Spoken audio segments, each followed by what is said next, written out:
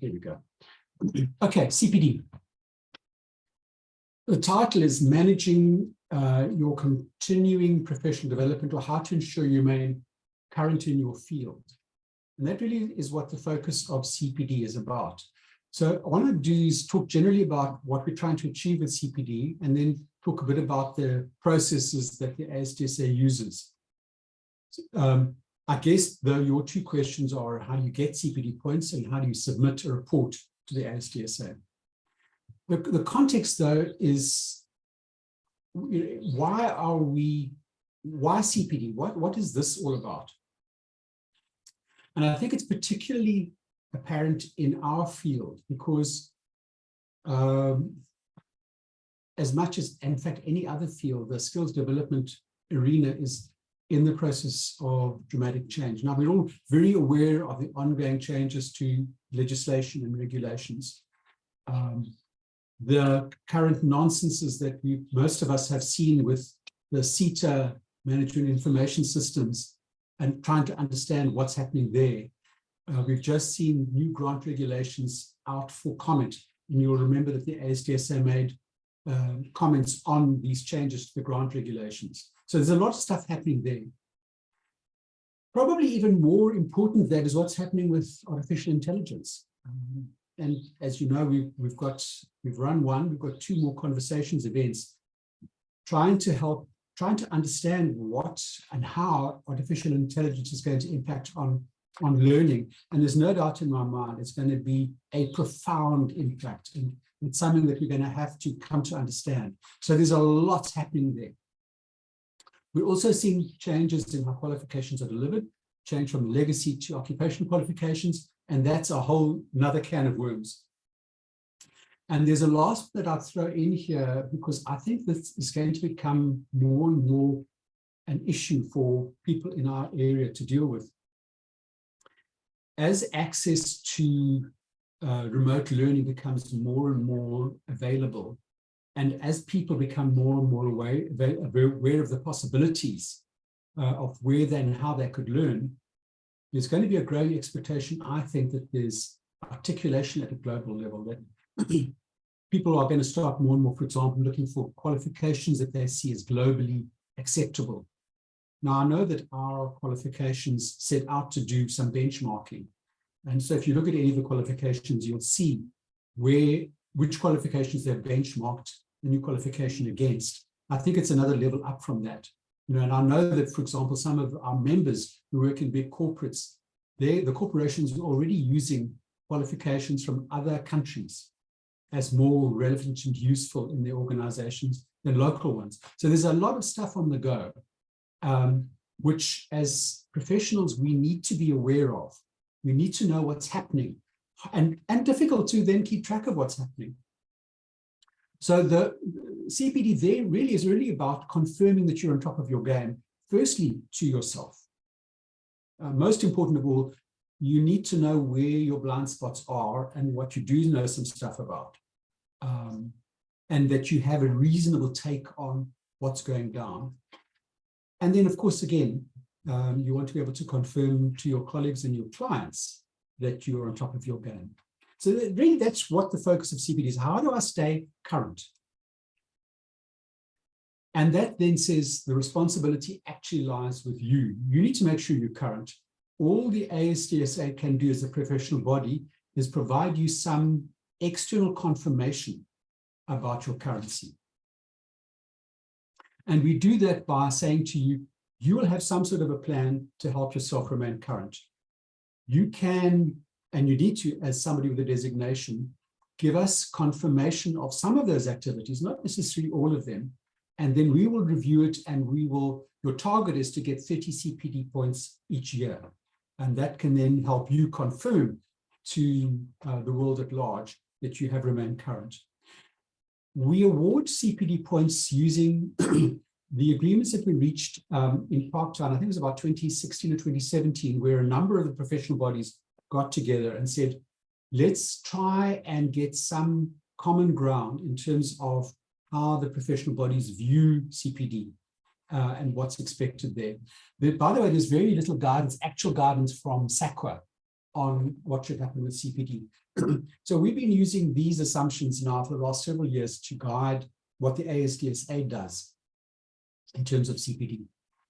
So the first assumption that they made was that it's an ongoing improvement of specific designation-linked competencies. So the focus, the area I want to highlight is designation. So it's focused on the designation that you have. Secondly, they've assumed that designation can occur in a lot of different places. And I'm sure this is your own experience.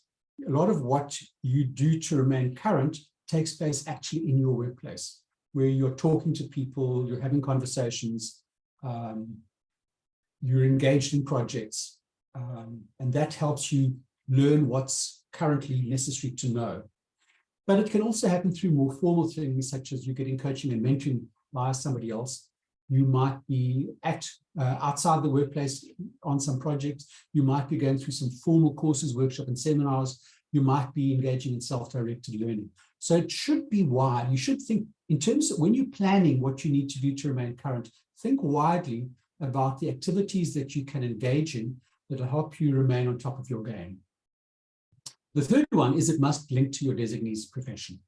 And specifically to your particular designation. So the sort of CPD activities that you will engage with and will focus on in your planning will vary depending on what your designation is. Or in fact, if you wanted to get, if you're, for example, a technician, you want to get a practitioner designation, you'll look to learning activities that will move you towards that designation. But in other words, it's linked to your professional area. Fourth assumption, it's up to the member, the designated professional, to be responsible for CPD reports. In other words, you must gather data and you must report on it to your professional body. And typically, point number 5, and this is the heart of it, CPD points are typically measured in direct hours. One relevant CPD hour is 1 CPD point. And we continue to use that as the basis of how we award points. So if you can show us something, some area where you have learned stuff, for every hour that you can say, yeah, I spent an hour on this, you would qualify for 1 CPD point. And you would need to have some sort of confirmation that this activity happened. And really, it's a very low level of proof. It's proof of attendance. So that's what the issue is. In summary, you need to plan what you need to do to make sure that you remain current. You need to keep some sort of record in order to then gain CPD points for it. And it's proof of attendance. And the ASDSA requirement is it's 30 points annually and it's 1 hour per 1 point. Now, probably when you think about the activities that you engage in to help you remain current, it's probably quite a lot more than 30 hours. I mean, I think of the amount of time that I've spent myself on stuff that I've learned from, attending all of the CETA workshops where they explain the new LMIs. Whatever you do, there's a lot of things that you're probably doing to help you remain current.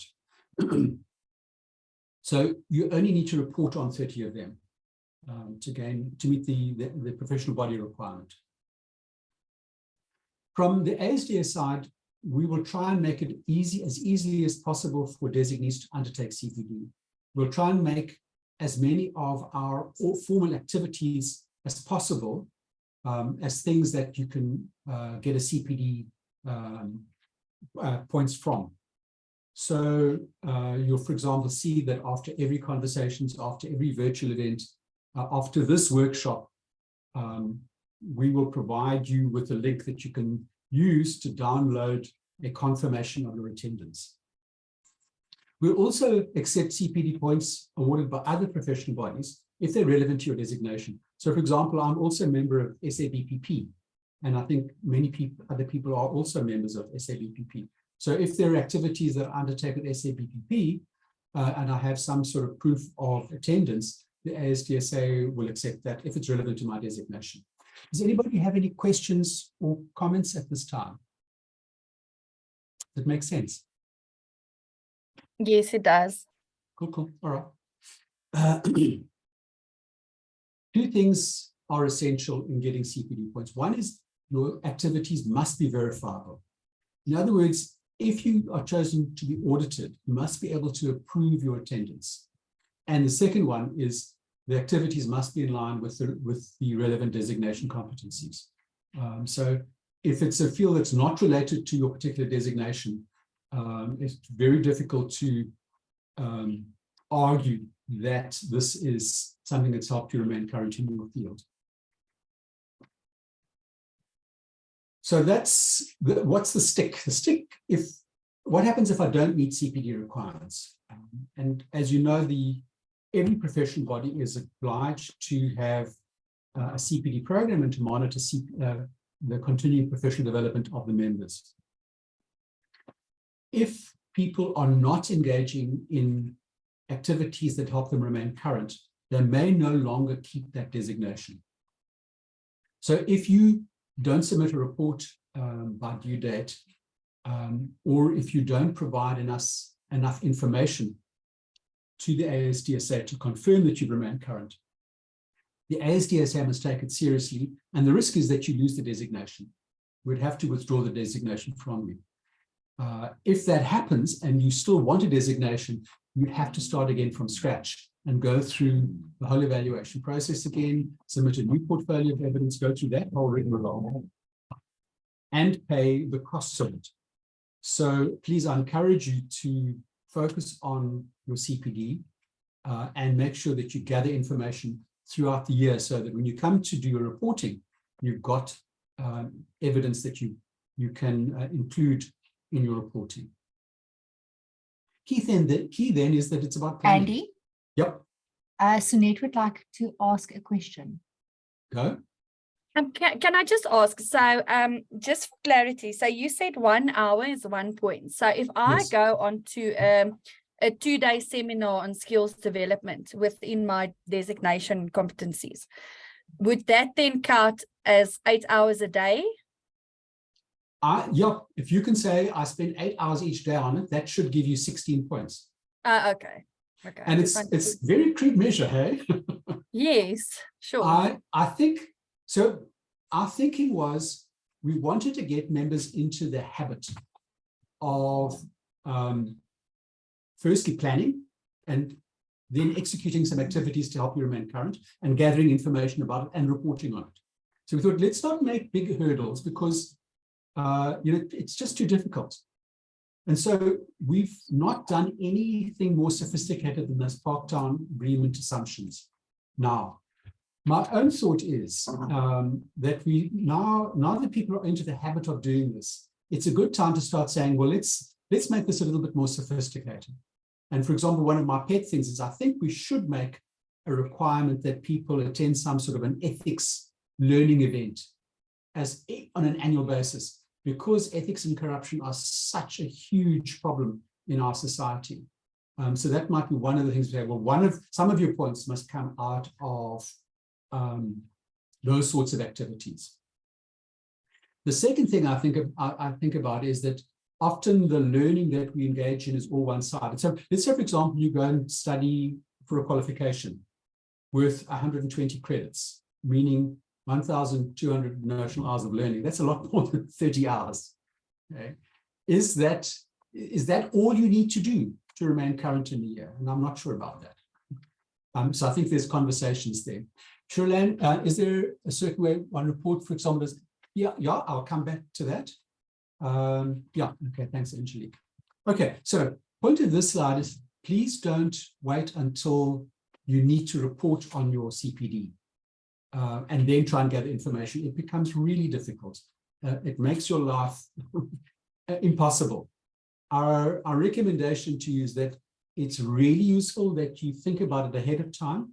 You have a broad plan, and the plan will change undoubtedly. My experience of these sorts of plans is they will change over the year, and you'll find other things that you want to do that are useful to help you remain current, and some things will drop off. But develop some sort of a plan, and then make sure that you actually capture the information as it happens. Because later on, very hard to find that information. The sort of activities that might help you in thinking about things to do. Obviously, any formal learning program will be a good place to do things, A, that help you remain current, and B, that's usually a very easy place to get confirmation of attendance. So it's parts for qualifications, it's webinars, anything that has formal assessment. But it could be any informal event, workshops, seminars, the CETA forums, for example. They're an obvious thing that most of our members do. We go to those events, we listen closely, and this is probably several hours worth each time around. The hard thing, of course, there is how do you get confirmation of your attendance? Because they don't normally hand those sort of things out. My suggestion to you is you can take a leaf out of what we say to people, to candidates wanting to get a designation, is that they seek to get a testimonial. So if you attended with a colleague, a credible person, you need a credible person to give you a testimonial. Ask a credible person to give you a testimonial that you can include in your evidence. The third thing is if you get engaged in research in a field related to skills, there your learning will be apparent. If you're writing articles or publications, a good source of evidence. Hard though to quantify the hours, but that is a way of remaining current. If you're involved in groundbreaking professional work-based activities. So if, for example, if you are working, your contribution at a international level to the ASDSA technical committee or similar. So for example, we write position papers as the ASDSA. If you can engage in that, if you can contribute to that, and we will ask for people's contribution. If you respond and you give something meaningful, you will get confirmation of CPD points. Okay. Any self-directed learning that's not formally assigned, any self-study program, and I know that people engage in this, hard to quantify, but that could also, it should be part of your program anyway to help you remain current. And in addition, see if you can't get some confirmation that allows you to claim CPD points. And then lastly, you can claim some CPD points if you're helping other people. If you mention other people, if your membership of a professional body gets you a CPD point, so your membership of ASDSA automatically gets you one CPD point. If you if you participate in a formal committee, so for example, if you're on one of the regional committees, you can claim CPD points for, if there's a regional committee meeting that you are a part of, you can claim CPD points for that. So think widely in terms of areas that you can look to A, remain current, and B, get CPD points. Shirlan, I see you've got your hand raised again. Angelique, if you can open the mic. Cheryl Ann can unmute herself. Good morning, Angelique. Morning, Andy. Hey there. I'd just like to find out something. This is because we do workshops as well. And so if I would say, like, let's say a workshop falls within critical thinking or the member that attend, then I can advise them that they should turn to the ASDSA and say that they can claim CPD points. Can you just, because I'm a little confused on that, how do then I make it then relevant if I do a workshop, let's say on critical thinking? Can I approach the body, or what do I do? Just advise me on this, please. Thank you. Let me check, I understand. Are you saying that you run the workshop and yes, you'd like people who attend the workshop to get CPD points? Correct, yes. So and sorry, Andy, and just like, is this like, can I like the bodies then beyond the ASDSA, or is it just like the ASDA? Can I actually like say, let's say it's SABP, SABPP. Can I approach them as well and say, I'm doing X, Y, Z? Would it be then recognitionable for you to, for the members attending to claim that points? Something like that. Thank you. It's a good question. The issue is always going to be which professional body are they going to, and what does that professional body require as proof? So that would be the starting point. So you could, for example, say, look, I know that if you're a member of ASDSA, I can give you a certificate of attendance that says you were there for X number of hours on such and such a day. And if you take it to the ASDSA, they will accept it. So that's the question, what will the professional body that they're a member of actually require? Okay, so I can actually then prior, because let's use this as an example, prior, if I do the workshop, I can prior go to the SATA and say, I'm doing X. Would it be okay if I say, or will the points be allocated to them? Yeah. So, and I think that is likely to happen more and more as professional bodies grow in strength. So the next step along that road is there are professional bodies that already make strong provision for that. And the ASDS, in fact, is considering that too. So, for example, I know in the financial sector, if you're a training provider in the financial sector and you, for example, are running skills programs that are relevant to the short-term insurance area, you can go to the professional body in that area and say, listen, I would like to be able to tell the people who get through my program that they've got X number of CPD points. And the professional body will say, that's fine, send us your learning material, we will review it, and we will tell you how many CPD points you can confirm that people have, but we are going to charge you for doing that. Oh, okay. Which is fair enough, you know, they've got to look at your learning material, and they'll say for typically a 12-month period, yep, you can tell people they've got X number of CPD points, but in a year's time, your material should change because it must be. Okay. So we're going to have to redo this process for you. So there's typically an annual renewal fee, which is whereby they will review the new learning material. And of course, you need to review your learning material, because if you send it into them and it's not out of date, they might be less happy. Yeah. to let you do that. Yeah, so just to follow up on then it's like professional bodies then that apply for CPD points, not just like anyone go and say like, oh, I want to apply for this. Well, you know, the CPD points are only relevant when they're taken to a professional body. Okay. All right. Thank you so much, Andy. Pleasure. Emily, I think you had a question. Do you want to unmute yourself? Thank you, Andy. Actually, it wasn't a question. I wanted to respond to her question, and you have covered most of the things that I wanted to mention. Okay, cool. And just to say, yeah, it's important to have all your qualification skills programs that you are running to be accredited with any of the professional bodies. And yes, they have a specific application process, and they're looking for different documents, and the course content, obviously, it must be of current. Some they might be validated for a period of a year or 3 years, so it depends. So it's important for you to keep abreast with the content of the whole information. All right, thank you. That's very helpful comment, thank you. Okay. Moving along. So the sort of opportunities that the ASDSA already makes available to all members.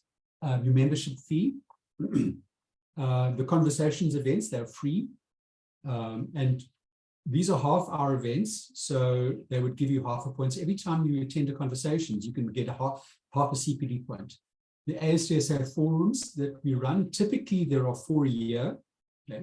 And then if you are a member of any of the regional committees, and there's a committee meeting and you get minutes taken, because remember you have to have confirmation of attendance, or as many as you participate. So there's already internally in ASDS, and you can look out for lots of opportunities where I think you'll get good learning, A, and B, we make it easy for you to get confirmation of your attendance.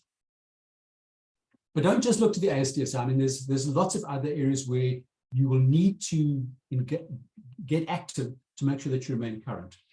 Important considerations: what will I include in my plan, and how can I get verified? And I think those are points that have been made. Your opportunities. What I'm going to suggest to you now is just take a few minutes. It's now, according to my clock here, it's 9:24. Yeah, I'm going to ask you to spend the next 4 minutes just making some notes for yourself. What do you think you should include in your plan for your next reporting cycle? So 9:28, let's start again. I'm going to ask for some feedback on ideas, please. 4 minutes.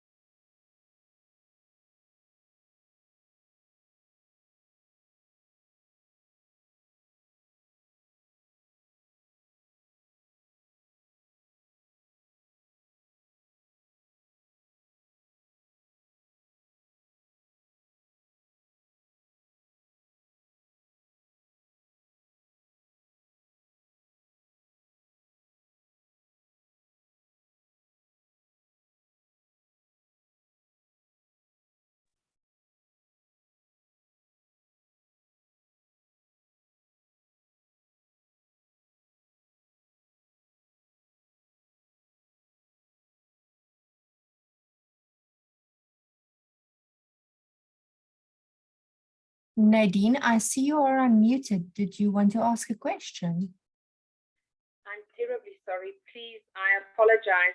I was on Google Meet and I've just joined because I recognize that no one is on Google Meet. So my apologies. I just pressed the wrong button. No problem.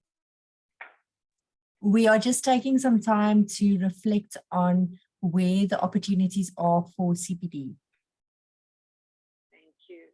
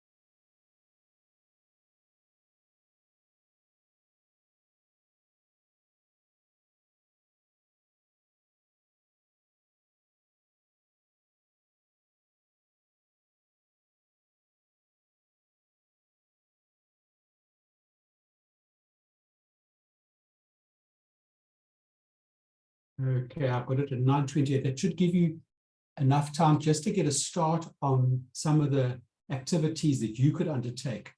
So what I'd like to do now for the next couple of minutes is just get some ideas from people in the group about the sorts of things you've got on your list, the sort of activities you've got on your list that maybe other people can learn from and will stimulate some of their own thinking. So I'm going to ask a brave volunteer to start the ball rolling by telling us what's some of the things on their list. Who's going to be first? I can start. Thanks, Sinead. Sinead. So yeah, with CETA now, with our submissions and all of that, so there is a few seminars that I can add personally. Then the second one Sinead, can I ask a quick question? Yes. What are you going to use as proof of attendance? Did you get anything from the CETAs? Yeah, so we had a provider who assisted us with giving us so I will have a certificate of attendance. Okay, cool. Thanks. So yeah, it was not directly through the CETA. Okay. And I think if you did it through the CETA, most of these things are done online. So I guess you can use your, I don't know if that's acceptable, but to use your the invitation you got. Problem with the invitation is it says you were invited, but doesn't say that you're actually there. Oh yes, yeah, that's This is true. the thing. That makes it difficult. Hard. It is hard. That's why I've suggested, maybe if you attend with a colleague, as long as you could a testimonial from a critical, and the testimonial doesn't have to be a thing on a certificate, it can be an email. Yes. They have sent you and signed, and you can use that as some sort of proof. Yes. I think the issue from the certification committee side is this is not about being obsessive about it. This is not a court of law. So far, we're able to say, yeah, we will, in terms of the balance of probability, we accept that this is sufficient evidence. But there must be something. Yeah. Back to you. What else have you got? Okay, so then I've got mentorship. So I am busy mentoring one of the ladies who's working for me to assist. So yeah, we've got a mentoring program where if you are not at work, someone needs to be able to do what you can do. So I am busy with that. Can I I can add some of those. We actually keep track of our hours. Sorry, Sinead, you finish and I'll talk. Oh, sorry. Yeah, we actually keep track of our hours. So we've got attendance registers that we sign on the days that we do sit with each other and what we discuss. So that's So- good to have. Yeah, And just my then, comment on that then is, yeah, just be cautious. And I think this is for all of us. We've seen CPD reports where the person is a facilitator and they've only listed basically their, their training programs that they have delivered. And my question then is, so if you're trying to confirm to the world that you have remained current, if you've only reflected things where you have helped somebody else learn stuff, where's your learning? So yes, it's on the list, but be careful of letting the training of others or the mentoring of others be the dominant set Yes, of yeah. stuff. Yeah, and there's not a rule about it, okay? So I'm not trying to make a yes, rule, yes, but be cautious about how much you include there. Okay, yes, sorry, okay, I back to understand. you. No problem. And then the last one is my committee meetings. That is Cool. through the Master Builders of Association and stuff like that. So those meetings that I do attend, and there will be an attendance register that we can actually give in for that. And then I also the workshops and the seminars, that is something I have requested, actually 2 workshops I want to do before the end of the year. So that's also going to add to that. So I think I'm good this year. Okay, We'll see with the planning for the next year, but I think for this year I'm good. that's good. And I think what you're doing is really useful. You're kind of plotting out ahead of you and making sure that when you get to that place, you collect some evidence. Yes. I'm sure that next year you'll find lots of activities. You know, Yes. the world we're operating in is under such profound change that we're going to have to keep learning a lot of things. And so Exactly. I think all this stuff. Thanks, Annette. Is there anybody else who'd like to share some stuff with us? And it's Sandra. Hi, Sandra. Yeah, go ahead. Okay, so this lady has not got her designation as yet, but portfolio has been submitted for evaluation. Okay. But if I'm looking at my CPD activities, what I'm doing is that we have got 2 of our goals that has gone through the SDF training, which I am mentoring at the moment. Yeah. I also facilitate the SDF to delegates coming in, and that gets assessed by another assessor. Yeah. So yeah, I think, and I attend ASDSA's webinars and coffee chats and all of those. So just be cautious of the stuff you're training other people. Don't, again, what I said to Cindy, be careful of letting that dominate what's on your plan, because yeah, okay, cool. Thanks, Sandra. Anybody else who's got something different that hasn't been mentioned that would be useful? Hi, Andy. I'd just like to know if I'm on the right path actually of understanding here, because this is something that I'm learning. So I'm going to say like part of my list of discovery, I would say. Cool. So for me, it would be then project management, because then I would like look at research for me then, because I have to research the content, Yes. make sure that it's in the right trends that we're currently following, and then I think something that you did mention earlier that I need to look at it like the benchmarking. So I would think I'm going to put that towards the list as well. But for me would be that the project management, like putting the workshop together, research the material, research the content, who the target market is, like things like that. And I also think for me would be like I just recently joined like the subsector of your corner. So for me, again, the research would be like in terms of policy. So that my learning, like my understanding around policy making, how policy has been set in terms of legal, the country, the governance structure. So I think for me, that make my list. I think those are really important activities as part of your job to remain current. Your challenge is going to be, how can you get some verifiable evidence? That's the area I'm not sure about. Yes, that's true. There's always 2 things. One is you need a plan that says, how do I make sure that I remain current? And you're going to do a lot of things. Some of them will be easy to gain evidence around for CPD points. Some will not. But you know, the more important thing is that you remain current. But then how do I, because like you did say that like you need someone that can actually like verify or motivate. But because normally that we do research mostly on our own, how do you exactly. suggest I actually do? I wish I had an easy answer. I don't. But Because what I come back to is the only thing I can think of, because often this is a big part of your learning, is your self-directed learning. Yes. It's a big part of what we do. We have to. It's the websites we browse, it's the articles that we read. When the new regulations come out, we spend time reading the blooming thing and all of that stuff. So there's a lot of things like that that are critical in order to remain on top of your game, but it's very hard to get verifiable proof. And the only suggestion I can say is, if that is a big chunk of your learning and it's a critical part of your learning, and you need to provide verifiable proof of that, and you don't have other things that where it's easier to get proof, then see if you can't get some testimonials from colleagues. All right. It's hard. I'm completely with you, and I'm very aware of how critical a part of my learning reading all of this stuff is.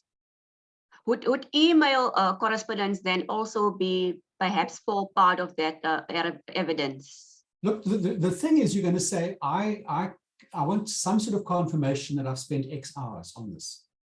That's really what it is. And how whether it's an email that confirms, I'm just guessing off the top of my head here, you know, if I'm auditing it, what am I going to use? If Andy says he read the grant regulations from cover to cover so that he could understand them, and he says it took him an hour,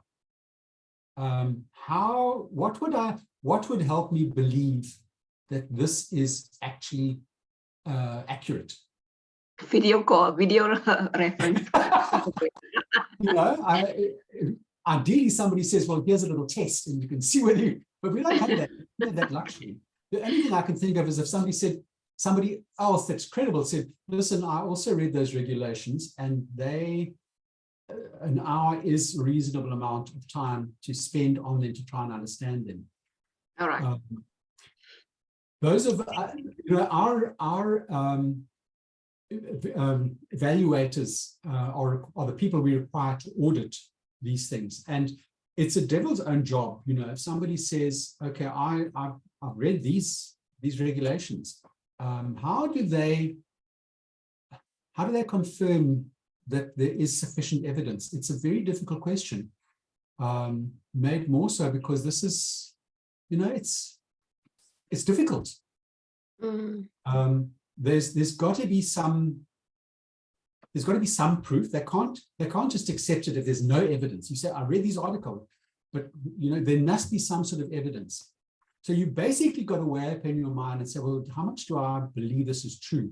So that's why I always think that if you can, in your submitting your CPD report, try and get as much hard evidence as you possibly can. You know? And if like 60% or 70% of it is really nice hard evidence, the verifiers like to say, okay, I'll accept the balance as sufficient. Good. I don't know if that's helpful. Anybody else like to give us something from their list, either to get comment on or to just to help other people think about what might be possible? Anybody else want to volunteer some stuff? Andy, I'm not volunteering anything. I'm just telling you that we are seeing your PowerPoint window, not the slide with the thingy at the side. I'm not using the full presentation mode. I'm using the working mode because it helps me shuffle around. Cool. So, okay. Thanks, Angelique. I do know that. Okay. All right, let's then move on. I think people have got some ideas already. There's not actually a lot more to say. Basically, the rest of it is, so how do you report on this? So the rules, as you know, are that you must keep a record of all of your CPD events. You must give us some sort of report and submit it to the ASDSA. And on the basis of receiving your report, Emily, you've got a hand up. If you can unmute yourself. Yeah, go. Okay, thank you, Andy. I think I just wanted to let my fellow colleagues say that they should also look at a list of validated courses from their professional bodies. It helps as well, because they'll be able to keep themselves abreast with those. And as soon as you pull any of the training providers, they are already accredited. They've got the CPD points already allocated for that specific course. And even if you do any of the qualification postgraduate, you can still claim points for that academic qualification. With regards to the mentoring, you can still add something like mentoring minutes, contract declaration as an evidence for you, not just an attendance register, and list some of the things that took place while we were mentoring or coaching that employee. So those are some of the things that we can also look at, and by also participating in any of the professional forum and reading any articles. And with other professional bodies, they sometimes give us an article. You go through it, you read it, and they will give you an assessment. And once you have completed all those assessments, you automatically receive the points allocated to your CPD profile. Thanks, Sydney. I like that idea a great deal. We've been in the back of our minds as being to say, well, if we could do something like that, there should be good points coming. So if, for example, there's some sort of a knowledge test at the end of it, so we've played a little bit with that, but we haven't actually made enough progress. And I guess the reason for not making enough progress is that it's just too much work to do. I know, yes. But I like the idea a great deal, and I would like that there's more activities where, because just for yourself, you want to know that you've gathered what you needed to gather. Just that self-evaluation is really powerful. So things to do. Things to do. All right, so in terms of CPD points themselves, 30 CPD points a year, our policy says that we must audit at least 10% of those reports each year.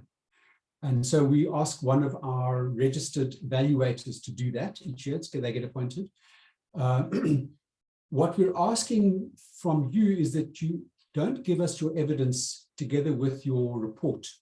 Just keep the evidence to yourself. We'll only ask for evidence if you've been identified for an audit. So just keep your records. The report itself, you'll see on the website. So if you go to the website, you'll see there's, under CPD, there's the CPD guideline. So there's a PDF document that will help you. Basically, it says what we've said this morning. And the CPD report is the Word document that you use to complete your report. So you download that as a Word document, enter the information that you've got, and then you upload it, and you'll see where it says Submit CPD Report. When you're wanting to submit your report, you click on that link, and it'll take you to a place where you can upload your Word document. The report itself looks like this. So the top page has got your information up here. And then at the bottom, there's the declaration where you're promising that you've been honest and signing it. You'll also record the total number of CPD points you're claiming for the period, for the reporting period. Now, what I suggest you do is that you're going to complete this in Word. When you are done, sign it and save it as a PDF, and the PDF is what you upload, not the Word document with your signature on, because that opens the door to abuse of your signature. So please don't do that. Then on page 2, you'll find basically a table. And on the table, you can then capture whatever you want to capture. So this is, this is a report that I did for myself. And as you know, I moderate the CPD events. I moderate the conversations events. And so I actually get quite a lot of learning out of them, because not only do I learn when I'm moderating, but I also have a briefing session or a technical dry run with the presenter the previous day. I learned a huge amount in that process. Sharon, I see your message about joining late. Yes, it will be available on YouTube. Sorry, Andy, yes. just to go back to your reporting, you say you've got a briefing session. I don't see that you record the briefing session. No, I haven't captured it here, but I could. I could actually claim a point because I've got it in my diary and I could get it. You know, I could do that. I haven't. Okay, no, all right, thank you. Tanya's question, how do you provide evidence of what you've learned through moderating? Tanya, as you can see here, I haven't done that. I've just taken the, so if you attend conversations, you'll know that we put a link in the chat box at the end of the session, and you can click on that link. So I've just used that. So it's the same level of evidence that another attendee would have. I'm only claiming half a point.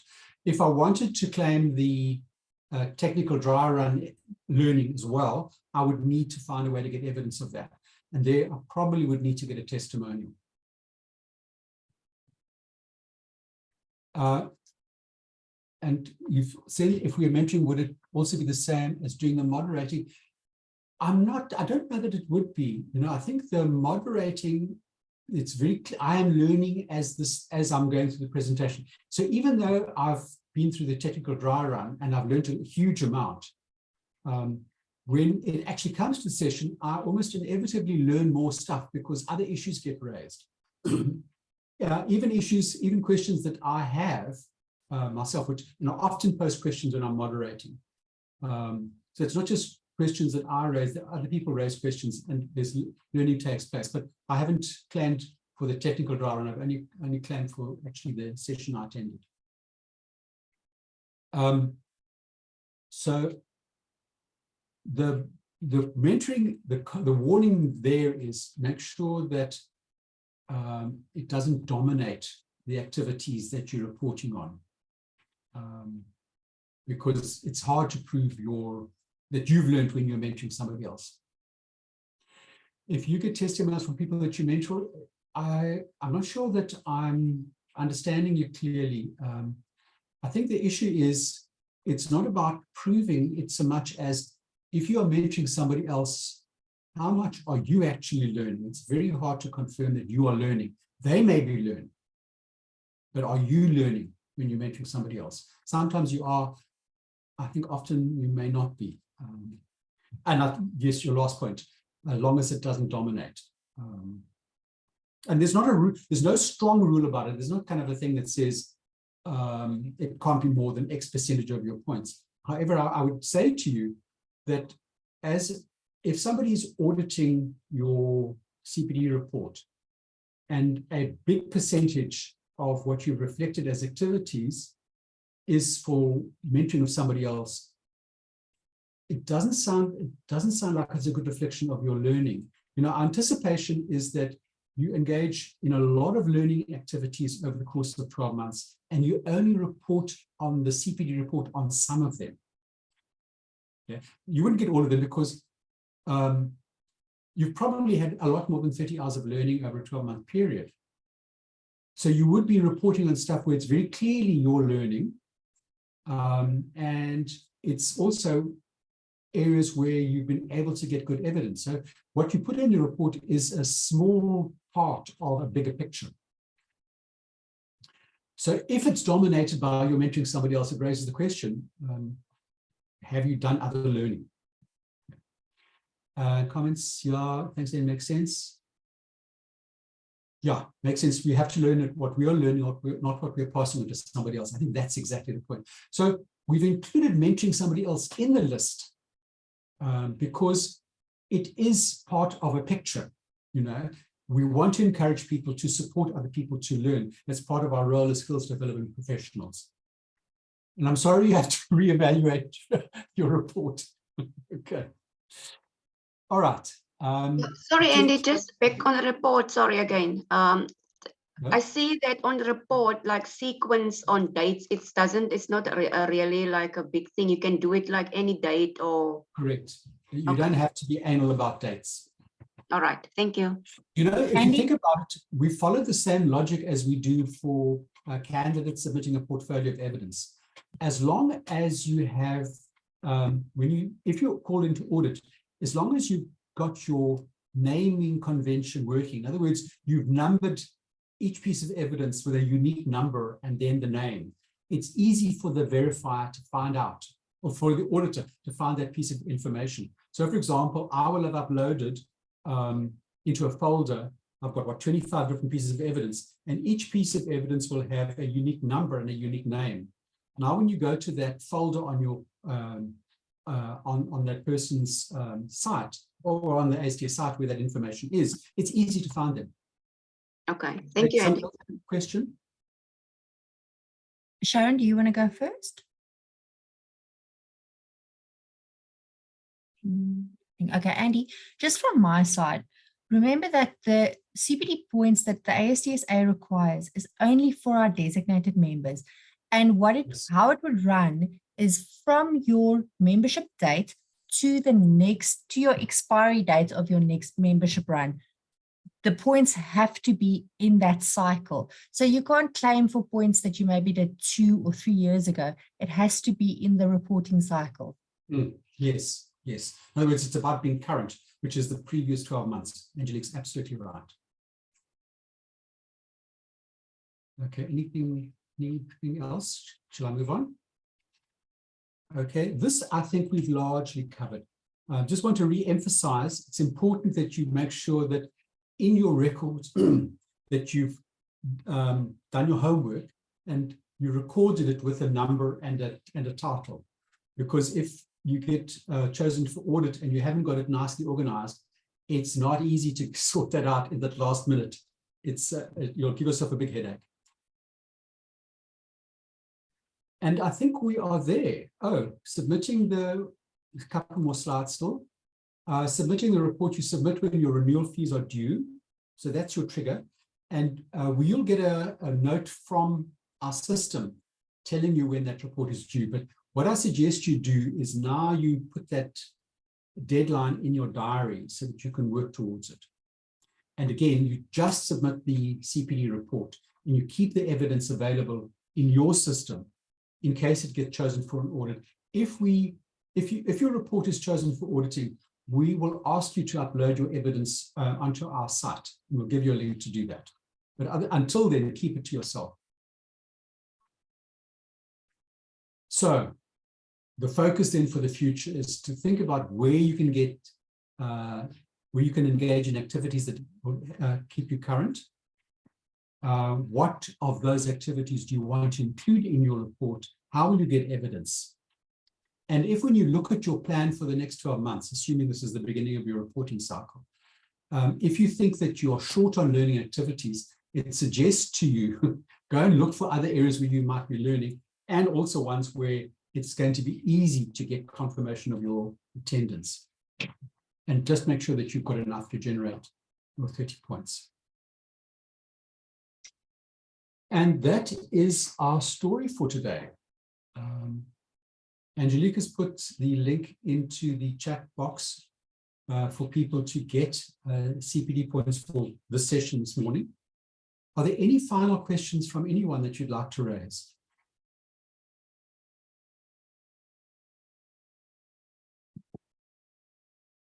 Andy, I'm just going to pop the CPD page of the website into the chat box as well, if anybody wants to go and look at the website. Great, good idea. Thanks, Angelique.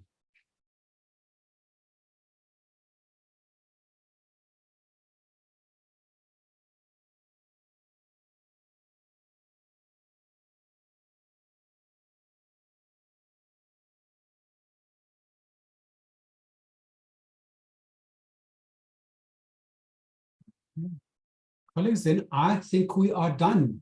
Thank you for joining us this morning. Thank you, Andy. Very interesting session. Thank you, Andy. Thank you, Andy. Colleagues. Bye-bye. Bye. Bye. Bye, everybody.